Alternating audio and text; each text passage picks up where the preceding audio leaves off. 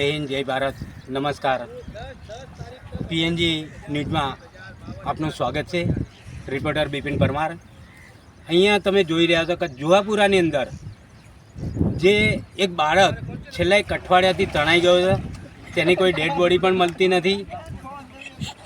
કેટલી શોધખોળ કરવા છતાં એ બાળક મળી આવેલ નથી. અને ફાયર બ્રિગેડ ટીમ અને પોલીસ પ્રશાસનનું એવું કહેવું છે કે અમે શોધખોળ કરીએ છીએ રાત્રે 3 વાગ્યા સુધી, 4 વાગ્યા સુધી, પણ તપાસ કરવા છતાં મળી આવેલ નથી. જે જગ્યાએ ત્યાંના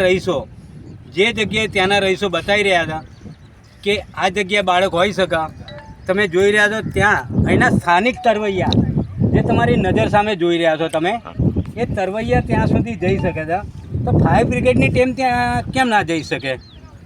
ત્યાં જે ખાડો બતાવવામાં આવી રહ્યો છે, તમને હું બતાવી રહ્યું કે ત્યાં એક ખાડો છે. એ ખાડા પાસે તરવૈયા અહીંના જઈ આવ્યા અને ફાયર બ્રિગેડની ટીમ ત્યાં જતી નથી. તેનું કારણ શું? એક બીજી વસ્તુ કે અહીંયા એક થાંભલો આવેલો છે, ટોરેન્ટ પાવર જેવો, ટાવર જેને કહેવામાં આવે છે. એ ટાવર પાસે પણ આ લોકો જઈને આવે છે, પણ છોકરાઓ કઈ રીતે તપાસ કરી શકે? એમની પાસે કોઈ હથિયાર નથી, કોઈ સાધન નથી, બરાબર? અને અહીંયા પણ તમે જુઓ, આ લોકો હજુ અંદર છે પાણીમાં, એ પણ તપાસ કરવા જઈ રહ્યા છે. તો ફાયર બ્રિગેડની ટીમ કેમ આ રીતે કરી રહી છે એ નથી સમજાતું. કે કોઈનો લાડલો, કોઈનો દીકરો, નાની ઉંમરનો છોકરો જે ભારે વરસાદ આવવાના કારણે જે પાણીમાં ગરકાવ થઈ ગયો છે, તો હજુ સુધી એ જીવે છે કે મરી ગયો એની કોઈ જાણ નથી. ફાયર બ્રિગેડની ટીમ, પોલીસ પ્રશાસન એમ કહી છે કે અમારી પ્રોસેસ ચાલુ છે, પણ ક્યાં સુધી? આજે એક અઠવાડિયું થઈ ગયું પણ હજુ સુધી એની ભાળ મળતી નથી. તો આજે મીડિયા દ્વારા અમને જે અહીંયા બોલાવવામાં આવ્યા છે, તેમના પપ્પાને આપણે મળીશું કે એમના પપ્પા શું કહેવા માગે છે. मेरा नाम खाजा है, मेरा छोकरा फरहान अंदर पानी में डूबा है. 8 दिन हो गए आज, कोई पता नहीं है.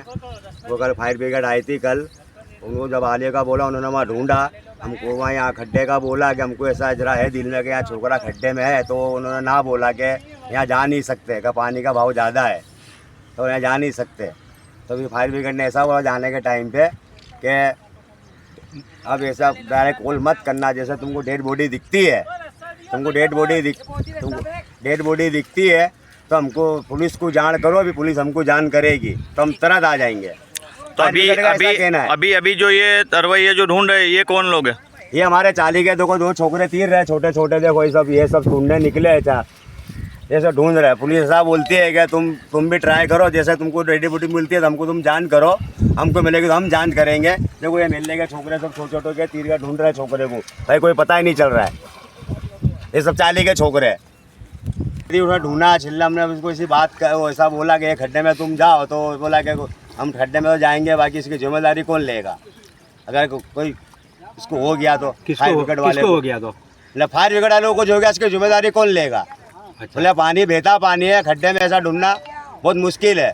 उनका एक ही कहना है कि जब छोकरा पानी के अंदर आगे निकल गया है, बाकी वो ढूंढ नहीं रहे अंदर, वो ढूंढ नहीं रहे. तो आपने इन लोगों को बोला कि नाव मंगाओ कि अंदर से कुछ उनको ऐसा बोला था, तो बोला नाव तो बोला आ नहीं सकता. बोला नाव के नीचे चकेरी आती है, अगर ये चकेरी नहीं है, यहाँ खड्डा है, वहाँ टेक रहा है, तो नाव उसमें चल नहीं सकती. नीचे का बोलो चकेरी टूट जावे तो नाव ऊंधी हो जावे. उनका कहना ऐसा है. नाव के अंदर कहाँ चकेड़ी आती है? वो ऐसा बोल रहे थे. वो लकड़े की जो नाव आती है वो मंगा सकते हैं ना लोग. वो ऐसा कुछ बोला नहीं. उन्होंने इतना बोला हमारे को कि दूसरी कोई नाव नहीं है, बाकी ये जो नाव आती है उसकी चकेरी टूट जाए तो नाव ऊंधी हो जावे, तो बोला हमको भी तकलीफ हो सकती है.